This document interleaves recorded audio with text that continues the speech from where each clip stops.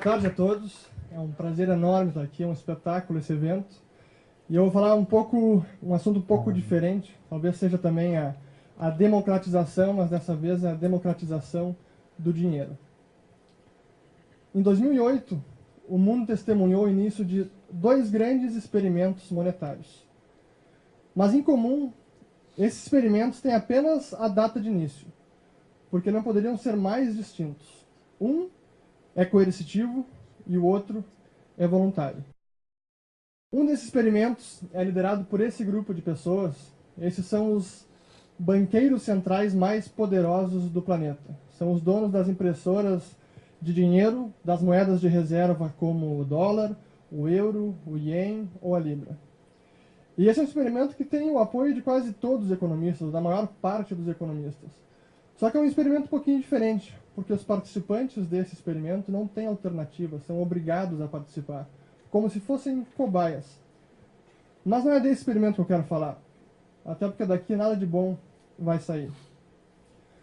O experimento que eu quero falar é esse, que foi criado por um indivíduo em completo anonimato e muito influenciado pela cultura cypherpunk dos anos 90. E foi um experimento que começou sem nenhum financiamento, sem nenhum apoio formal de nenhum economista, de nenhuma academia, de nenhuma universidade, nenhum apoio de qualquer instituição. E hoje é o projeto de computação distribuída mais potente do planeta inteiro, e longe do segundo colocado. Mas antes da gente se aprofundar, um pouquinho de contexto. Todo mundo já está cansado de saber da revolução das telecomunicações, da tecnologia, desde a invenção do telégrafo no século XIX, que era a internet da época, a internet vitoriana, depois com telefone, com rádio, TV, computador pessoal, os telefones móveis, e depois que criaram a internet, o crescimento foi simplesmente exponencial e assustador. Hoje, qualquer um de vocês, com um simples telefone móvel, com um simples smartphone conectado à internet, vocês conseguem criar um canal de YouTube, por exemplo, e fazer concorrência até a rede de televisão. E isso basta um telefone móvel e uma conexão à internet. Vocês podem compartilhar texto, fotos, tweets, o que for. Tudo a um custo quase que desprezível, instantaneamente e disponível para o globo inteiro. Mas se vocês tentarem remunerar alguém, ou serem remunerados, tentarem pagar alguém com a mesma facilidade que se envia um e-mail, aí vocês não vão conseguir. Aí não vai ser possível. Por que isso? Por que esse estado de coisas? Um dos motivos é que a indústria financeira e o próprio sistema monetário são incrivelmente fechados e anacrônicos. Se alguém aqui tentar enviar um TED hoje enviar um TED ou um DOC para qualquer pessoa, vai pagar cerca de R$10. R$10 para enviar um simples TED. Se vocês tentarem enviar dinheiro para fora do país, aí vai ser mais caro ainda, cerca de $50, vai levar dias, e isso se não houver nenhum erro na mensagem, porque basta um espaço a mais ou um espaço a menos, e o nosso dinheiro fica no limbo durante semanas, a gente não sabe aonde o dinheiro vai parar. Quem já teve essa experiência sabe que é das coisas mais desagradáveis que pode passar por alguém tentando fazer um pagamento internacional. E por que isso? Por que é tão complicado usar o dinheiro na era digital? Se o dinheiro nada mais é do que nosso dinheiro no banco, nada mais é do que meros dígitos eletrônicos, por que é tão difícil enviar um dígito eletrônico de um lado para o outro? Por que precisa levar dias? É como se a indústria financeira não tivesse usufruído de todos os avanços tecnológicos que hoje nós temos. Porque essa é a verdade, nosso sistema financeiro e bancário, ele é antiquado para o mundo moderno. Um dos motivos é que, ao contrário dos arquivos digitais, que podem ser reproduzidos infinitamente, um dinheiro digital não pode ser reproduzido. Porque se isso acontecer, ele vai ser inflacionado e vai perder poder de compra rapidamente. Então a gente precisa ter certeza que quando a gente transfere, quando o nosso dígito eletrônico sai da conta, a gente tem que ter certeza que ele realmente sai da conta e vai parar na conta de quem a gente está transacionando. Se isso não acontecesse, a gente poderia gastar mais de uma vez a mesma moeda, o mesmo dinheiro digital. E para lidar com essa questão chamada de gasto duplo, os bancos gastam muito dinheiro com infraestrutura bancária, com segurança, para manter um sistema sem fraudes e com muita segurança para os participantes. Um outro motivo é que a gente vive hoje em dia na chamada era das moedas estatais. Hoje o nosso dinheiro é um dinheiro estatal cujo dono é o próprio governo. E por causa disso a gente tem uma criação artificial, uma barreira artificial criada pelo homem chamada fronteira. Para quem não sabe, essa aqui é a fronteira do Brasil com o Uruguai, no Rio Grande do Sul. À esquerda é a cidade de Santana do Livramento e à direita é a cidade de Rivera. Se a gente imaginar um brasileiro e um uruguaio tentando transacionar aqui no meio da rua, digamos com papel em espécie, a rigor seria uma transação internacional. Mas é uma transação entre duas partes, não precisa de intermediário, não há problema. Agora, se eles tentarem fazer essa transação usando um sistema bancário, o brasileiro, digamos, vai ter que mandar uma ordem de pagamento para o seu banco vai mandar uma ordem de pagamento para o banco correspondente, que vai converter os reais em dólares, que vai mandar uma ordem de pagamento para o banco correspondente do outro lado da fronteira, que vai converter os dólares em pesos, que vai mandar um de pagamento para o banco do sujeito, que vai mandar o dinheiro para o sujeito. Não tem sentido isso, né? Não faz o menor sentido. Imagina se vocês, quando fossem enviar um e-mail, aparecesse na tela do telefone a pergunta: vocês querem enviar esse e-mail para o Brasil? Tá bem, custa tantos reais. Ah, o e-mail vai para a China? Ah, não, aí vai custar 50 reais e vai demorar alguns dias. Ah, não, mas hoje é sábado e os e-mails não funcionam no sábado e no domingo. Não dá para imaginar isso, é realmente impensável. Mas o que é impensável para todo o resto é o paradigma vigente para a moeda, para o dinheiro, para o sistema financeiro que a gente vive. Mas isso está mudando. E está mudando rapidamente. Graças a uma tecnologia chamada Bitcoin. Bitcoin é a invenção tecnológica mais fascinante, eu diria que é a mais importante desde a invenção da internet. O Bitcoin é uma moeda digital, mas é muito mais do que apenas uma moeda digital, porque é também um sistema de pagamentos global, sem fronteiras, que não depende de nenhum banco central, de nenhum governo, de nenhum banco, e funciona em uma rede totalmente descentralizada. Isso realmente a gente nunca fez algo parecido, é algo de fato revolucionário e é uma ideia um tanto subversiva, porque é um dinheiro paralelo, é um dinheiro que não depende de governo. Para a gente entender melhor como funciona de fato esse sistema, a gente deve recorrer à descrição dada pelo próprio criador do Bitcoin, que é a Peer-to-Peer Electronic Cash System, um sistema de dinheiro eletrônico P2P, peer-to-peer. Mas a palavra-chave nessa descrição é a palavra cash, que a gente não tem uma tradução exata ou literal no português, mas significa o nosso dinheiro espécie, o papel moeda. Como é que funciona hoje em dia se a gente quiser fazer um pagamento com papel moeda? Basta a gente ir encontrar a pessoa que a gente quer transacionar, a gente faz o pagamento entre duas partes, não precisa de nenhum intermediário, e o pagamento é reversível. Depois que a gente paga uma pessoa, a pessoa vai embora com o dinheiro e deu. Acabou, não tem a quem recorrer e tentar reverter aquele pagamento. Também não precisa se conhecer as partes transacionando. A gente não precisa conhecer saber a identidade, RG ou CPF do jornaleiro quando a gente vai na banca de jornal comprar uma revista, e nem ele precisa saber o nosso. Então não precisa saber a identidade. Mas se a gente quiser fazer pagamentos em, digamos, somas maiores ou em mais longas distâncias, a gente não tem como escapar de um sistema de pagamentos. O que a gente mais conhece hoje em dia são os próprios bancos, mas existem sistemas de pagamentos como o PayPal, que é um sistema de pagamento para um ambiente online. Mas o paradigma de hoje é a moeda estatal de um lado e sistemas de pagamento de outro. A ideia com o Bitcoin, paradoxalmente, é replicar essas propriedades do dinheiro físico, do dinheiro espécie, pagamento sem intermediários, não se precisa saber as identidades das pessoas transacionando, e irreversíveis, é replicar essas propriedades no ambiente digital. Só que quando isso acontece, algo extraordinário ocorre, porque a gente tem não apenas um sistema de pagamentos, não apenas uma moeda, mas um sistema de pagamentos também. As duas coisas ao mesmo tempo. E isso é uma das grandes inovações do Bitcoin. Com o Bitcoin basta um telefone celular conectado à internet.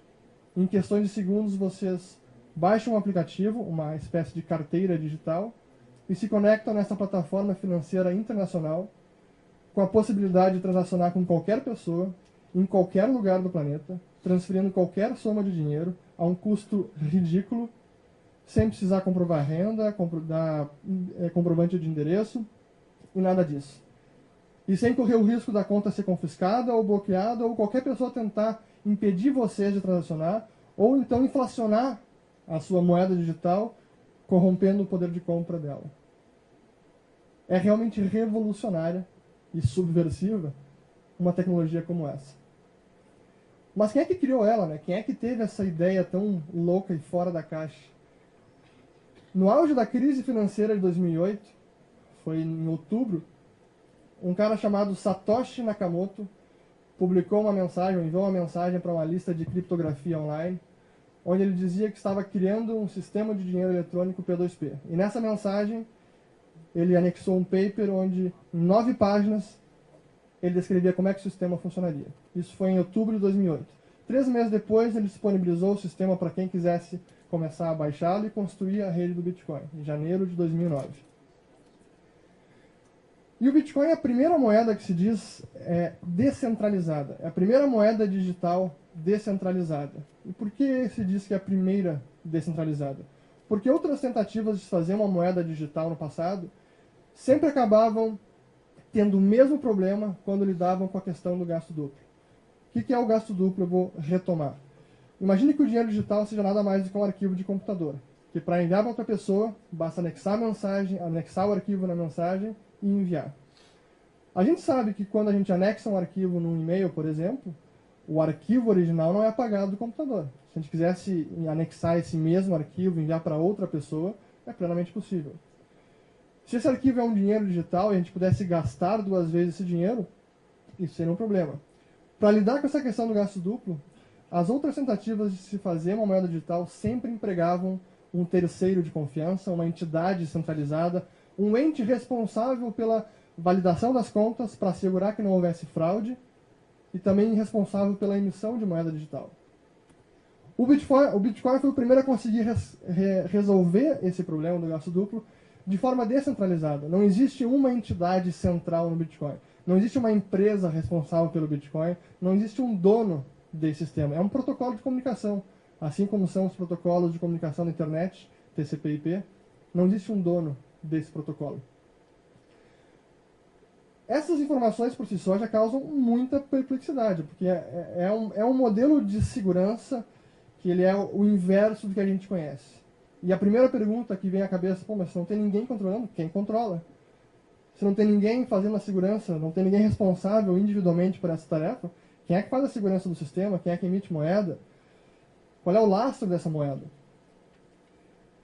A grande sacada do Bitcoin foi conseguir delegar essa tarefa, que até hoje foi centralizada, para diversos usuários voluntários que se asseguram todos os dias, dedicando força computacional à rede, fazendo a validação das transações e assegurando que não haja nenhuma fraude e nenhuma inflação de moeda.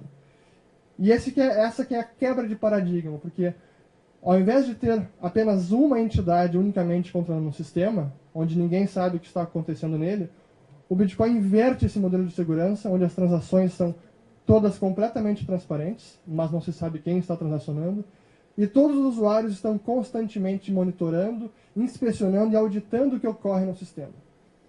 É um novo modelo de segurança, eu sei que para muita gente isso choca, espanta e causa suspeita, mas é um sistema que já está funcionando há quase 8 anos e nunca teve nenhuma fraude, jamais foi corrompido. O livro contábil do Bitcoin chamado blockchain, onde todas as transações estão lá registradas. Um sistema como esse, com tantas particularidades e características diferentes e com ideias fora da caixa e algumas um tanto subversivas, ele tem diversas implicações. Por exemplo, a primeira delas é que, sim, o Bitcoin é a primeira alternativa viável de uma moeda privada. Isso não porque o Estado quis lá conceder uma licença, não, pode ir lá inventar, cria essa moeda privada e pode concorrer com a gente. Como a gente bem sabe, o governo não gosta de concorrência, especialmente no âmbito monetário. Moeda é um monopólio do Estado. Mas o Bitcoin existe não porque o governo permita que ele exista, e sim porque é impossível parar o Bitcoin. O Bitcoin funciona em uma rede totalmente descentralizada, assim como a rede do BitTorrent, que vocês já devem ter conhecido, ouvido falar, ou até usado sem saber, que é uma rede para compartilhamento de arquivos digitais. O Bitcoin utiliza a mesma arquitetura de redes. Isso quer dizer que é impossível parar o Bitcoin, porque não tem quem cercear, não existe um endereço físico onde vocês possam mandar um oficial de justiça com um mandado de segurança dizendo, ó, encerra atividades, acabou a brincadeira, não dá mais. Não tem como fazer isso. E por conta disso, o Bitcoin também é uma concorrência ao sistema bancário, a empresas de remessa internacional como a Western Union, ou então as entidades que provê o serviço de mensagens internacionais entre bancos SWIFT. É uma concorrência a todo esse sistema. Porque quem transaciona com Bitcoin não precisa usar esse sistema. Usa uma rede paralela ao sistema financeiro tradicional. Mas o bacana disso tudo é que essa nova tecnologia é muito mais do que apenas dinheiro. Dinheiro é a primeira aplicação à tecnologia, à invenção tecnológica que é o Bitcoin. Porque o Bitcoin, na verdade, é uma plataforma para inovação financeira e informacional aberta a todos e qualquer um e sem necessidade de se pedir nenhuma permissão. E hoje em dia a gente tem empresas como a Nasdaq, que é a bolsa de empresas de tecnologia dos Estados Unidos, que está utilizando a tecnologia do Bitcoin não porque ela esteja interessada na moeda, no dinheiro digital, mas sim porque pode usar ela para registrar outras informações digitais, como, por exemplo, fazer negociação de ativos, de ações, de títulos de dívida, registro de titularidade de imóveis. O governo de Honduras tem um projeto piloto para fazer isso. Ou utilizar a rede do Bitcoin para registro de documentos, para notarização. Imagina uma espécie de cartório digital, porque outra das inovações do Bitcoin é que ele tem todas as transações que ocorrem na rede ficam registradas num grande arquivo digital, que seria o livro contábil do Bitcoin, chamado de blockchain. E esse livro contábil que é compartilhado, ele é único e ele é mantido por todos os usuários conectados na rede e mantém esse arquivo sempre atualizado com novas transações à medida que elas vão ocorrendo. E ele é um arquivo hoje em dia tão robusto e tão computacionalmente impraticável de forjar ou de corromper, que quando a gente insere uma informação nele, é quase como se ela fosse imutável. Após algumas horas, alguns dias, é impossível remover essa informação de lá. Isso tem valor. Isso tem muito valor. No dia 17 de junho deste ano, uma sexta-feira, às 7 da noite, nasceu minha filha. E como era sexta-feira, 7 da noite, os cartórios estavam fechados. E eu, como bom entusiasta da tecnologia, decidi, bom, vou registrar minha filha no blockchain do Bitcoin. Vou registrar ela nesse sistema. E lá escrevi, sexta-feira da noite, o nome dela, Alice Coimbra Urrich, 17 de junho de 2016. E essa informação está lá até hoje e não tem como ninguém apagar ela e está lá para a posteridade. Isso é apenas um exemplo do que pode ser feito com essa tecnologia. E para acabar, queria apenas deixar uma reflexão com duas perguntas aqui para vocês. O Bitcoin é uma tecnologia inclusiva, financeiramente inclusiva. Então, o que acontece quando a gente embarca bilhões de pessoas desbancarizadas em um sistema financeiro realmente internacional? A quantidade de pessoas no Brasil, apenas no Brasil, que não tem acesso bancário é estarrecedora. Quase metade das pessoas no Brasil não tem acesso à conta bancária ou a serviços financeiros básicos. Qual é o potencial transformador de uma tecnologia como essa que basta um telefone móvel e um acesso à internet? E se a concorrência e a inovação fossem de fato permitidas no âmbito da moeda? E aqui eu não estou falando de licença prévia para inovar ou autorização posterior. Eu estou realmente falando de inovação revolucionária, disruptiva.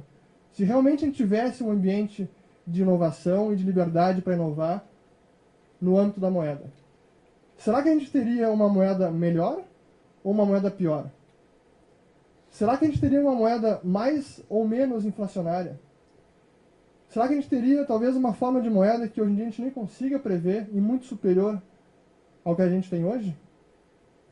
Será que não é esse tipo de sistema que a gente está precisando? Muito obrigado pela atenção.